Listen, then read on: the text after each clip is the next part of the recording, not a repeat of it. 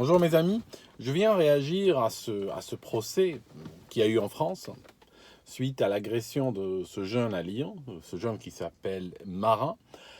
Et en fait, pour rappeler les faits rapidement, il s'était interposé à une première agression déjà, c'est-à-dire qu'il y avait un couple dans un arrêt de bus qui s'embrassait et ils ont été pris à partie par ce qu'on appelle des jeunes en France. Comprenez des bandes ethniques. C'est comme ici en Angleterre, on dit asiatique, mais c'est pas pour désigner des Japonais, c'est en général pour désigner des gens du Pakistan. Donc, en France, quand on dit jeunes, c'est pour distinguer des jeunes et des moins jeunes qui sont en général issus d'une immigration proche ou lointaine, mais qui ne se sont jamais sentis français. Ils sont toujours français de papier, ils sont aussi en même temps, double nationalité oblige, maghrébins de papier, et en fait, quand on résume tout ça, ils sont humains de papier.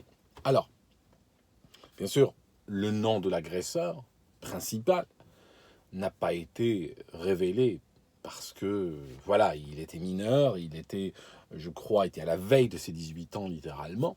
Donc, son nom n'a pas été révélé. Par contre, je peux vous assurer, sur la base, en fait, des faits uniquement, qu'il s'agit d'une agression de type ethnique. Pourquoi? Parce que je ne dis pas que l'occidental moyen est parfait, je ne dis pas que l'occidental moyen ne se bagarre pas ou n'agresse pas, mais en général, l'occidental moyen ne sort pas de chez lui, et puis par hasard, pour une altercation, il va massacrer quelqu'un.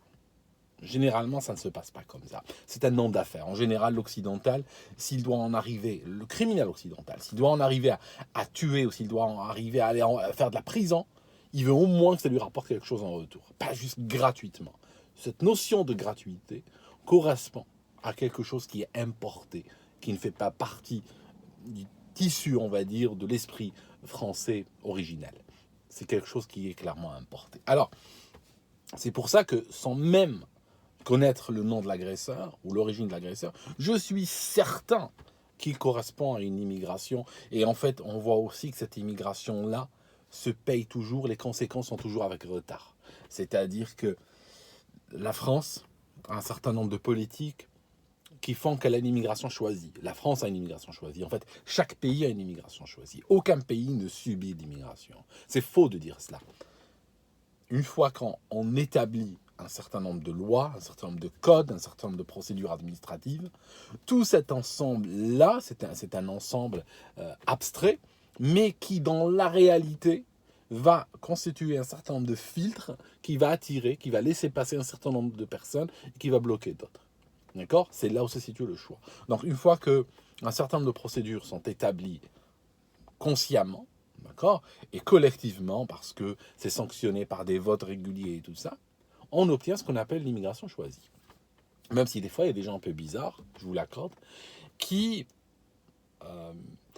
ne sont pas, qui approuvent par exemple un certain nombre de choses, mais qui ne sont pas d'accord avec leurs conséquences. Alors ceux-là, bon, bien sûr, il va falloir leur expliquer et tout ça, les béabas de la vie, mais bon, le fait c'est que c'est choisi. Alors, ce qui m'a choqué, c'est que ce criminel n'a pas été payé en intégralité.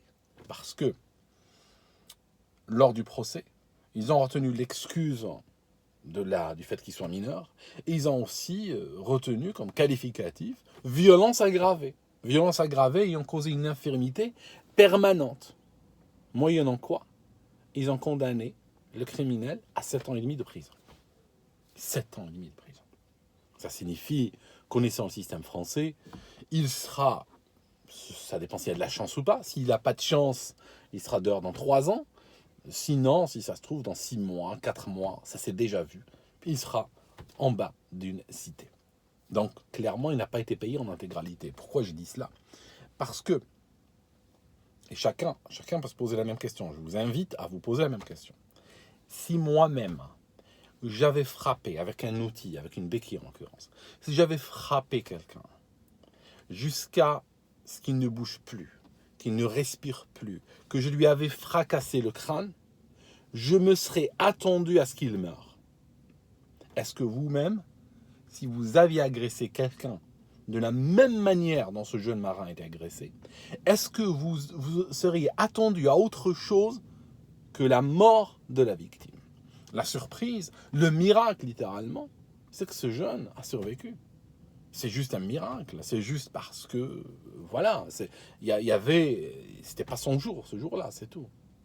Mais il était censé mourir. Donc, l'acte en réalité qui a été commis, c'était, du point de vue moral, même du point de vue légal, c'était l'équivalent d'un assassinat. Il y avait clairement une volonté d'assassiner que la Cour n'a pas voulu retenir. Voilà. Donc, pourquoi je fais un parallèle avec cette histoire d'Arnaud Beltrame? Parce que c'est exactement la même chose. Parce que cet Arnaud Beltrame se retrouve face à un type issu d'une immigration, un humain de papier encore une fois, qui est de même fibre, de même nature que celui qui a massacré le jeune marin. Juste, il y a un vernis de religion qui a été rajouté par-dessus, c'est tout. La même haine, la même volonté d'assassiner, ce sont des gens, je les ai vus, j'ai vécu en France, ce sont des gens, dans leurs yeux, tu sens qu'ils veulent assassiner quelqu'un. Tu sens que le but de leur vie, c'est de prendre quelqu'un et le ramener au néant. C'est de tuer quelqu'un. Et parfois, justement, quand la religion se rajoute par-dessus, ça vous donne les mêmes types d'assassins qui ont commis des attentats en France, roulé sur des gens en camion, massacré, torturé des gens au Bataclan et tout cela. Ce sont des gens qui veulent juste tuer et mourir. Donc, Beltrame, pareil. Comme ce jeune marin, ce sont des gens issus d'une France authentique, de ce que moi j'appelle la France. Ce sont des gens qui ont exemplifié des comportements extrêmement honorables, ils ont exemplifié des valeurs qui sont reconnues comme des valeurs honorables par tout ce que l'humanité compte comme gens normaux, d'accord ? Beltrame a fait face à un terroriste, un assassin, et il a remplacé une potentielle victime, une personne qui était censée mourir en fait ce jour-là. Il a échangé sa vie contre la vie d'une autre personne. Ce jeune marin, c'est pareil. Qu'est-ce qu'il a fait ? Il a vu une injustice, il s'est interposé. Il s'est interposé là où la majorité des Français ont déjà, il y a longtemps, déjà appris à baisser les yeux. D'accord ? Moi, je peux vous dire, j'étais dans un métro à Paris, juste pour vous situer.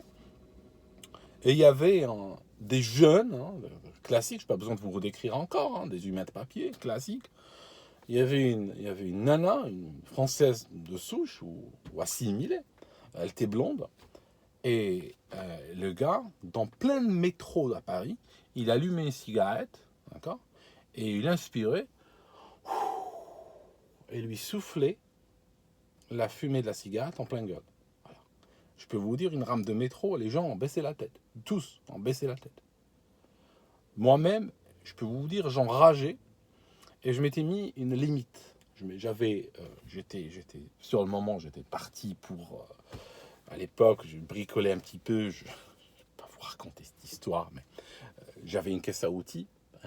Et puis, dans cette caisse, il y avait un outil pour lequel j'avais une très grande prédilection quand j'étais adolescent. Bon, je pense que certains savent de quoi il s'agit. Et en fait, je peux vous dire, je l'avais en main, je m'étais posé une limite. Je me suis dit, je suis dans une rame de métro. Il y a une centaine de Français qui baissent tous la tête, qui regardent au sol. Je vais intervenir. À quel moment ? Pour moi, c'était s'il touche la nana. J'avais accepté qu'il enfume tout le métro et qu'il souffle dessus la cigarette. J'avais accepté cela. J'avais fait la part du feu. Mais je me suis dit, s'il touche la nana, je prends l'outil en question, je lui éclate le genou à ce type. Il était assis. Donc son genou était super exposé. Et je sais la force de frappe cet outil. J'aurais éclaté le genou, je serais parti.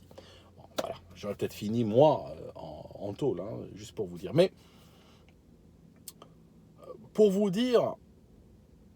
Il y a aujourd'hui, quand on compare, quand on regarde le parallèle entre ces deux affaires, il y a quand même un certain nombre de catégories de gens en France qui représentent un réservoir de haine absolument extraordinaire. Aucun pays au monde n'a accumulé, n'a nourri des gens haineux contre lui en donnant même de l'argent à leurs parents pour qu'ils se reproduisent. C'est absolument... C'est incroyable. Je veux dire, en termes de suicide d'une nation, c'est... Alors je vois les jeunes, des gens très valables qui avortent parce que bah, c'est pas le moment d'avoir un enfant, parce que c'est trop tôt, parce que ça coûte trop cher, parce que il faut finir ses études, il faut finir son travail et autres. Et vous voyez des gens qui pondent avec l'argent du contribuable, qui pondent des détraqués, Vous comprenez? Je veux dire, avec des prémices de la sorte, j'aimerais bien savoir si vous existerez dans 50 ans ou dans 100 ans. Je veux dire, je sais que vos politiques ont des horizons très courts. Hein. L'horizon, c'est 5 ans, c'est 6 mois. Il n'y a personne en France, il n'y a pas un seul homme politique en France qui se projette sur le vrai horizon d'un chef d'État, qui est 50 ans, 80 ans, 100 ans. Personne ne se projette sur cela. S'il y en a un qui ose se projeter sur cela, il sait bien que la France en tant que pays n'existe plus. Voilà. C'est juste des exemples, mes amis. C'est juste des exemples, ce que je viens de vous citer. C'est une agression ici, c'est un attentat là, mais c'est quelque chose de profond. Ça correspond à un mouvement très profond dans la société française. En tout cas, mes amis, c'est... Vous savez, moi, pourquoi je fais ça, c'est pour vous ouvrir les yeux. Hein. C'est pas pour tourner le couteau dans la plaie. J'aimerais bien vous aider. Enfin, je sais que beaucoup ont déjà ouvert les yeux, mais j'aimerais bien qu'il y ait de plus en plus de gens qui ouvrent les yeux, qui comprennent avant que ce soit trop tard.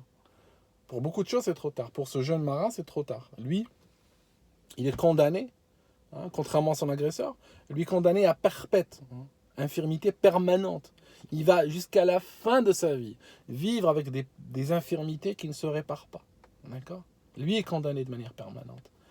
Le criminel, lui, n'a pas été payé en intégralité. Lui a été, j'allais dire libéré, enfin pratiquement, oui. Il va sortir, il va revenir crâner pour son crime et probablement en commettre d'autres. Et probablement encourager d'autres à commettre des crimes. Pas lui-même physiquement encourager d'autres, mais le fait que des millions de gens voient à la télévision, que la vie du Français ne vaut rien, qu'on peut massacrer un Français juste pour le plaisir, hein, comme ça a été fait, pratiquement. Juste le massacrer pour le massacrer. Parce que cette racaille tient à ce que les gens baissent les yeux. Tu ne me regardes pas dans les yeux, tu baisses les yeux, tu dois te soumettre. Si je te demande une cigarette, tu me la donnes, sinon je te tue. Je suis prêt à me sacrifier, à prendre 20 ans s'il le faut. Si tu me refuses une cigarette. D'accord ? Et je te tue au passage. Voilà le deal quand même. Je veux dire, il n'y a pas un autre, permettez-moi de vous le dire, il n'y a pas un autre putain de pays qui a quand même développé une merde pareille chez lui, quoi. Je veux dire, vous êtes pas normaux, vous non plus. Bon, je vais arrêter là, parce que sinon je vais m'en prendre à vous aussi. Hein. Enfin, je vais arrêter là. Je pense que... Enfin, voilà.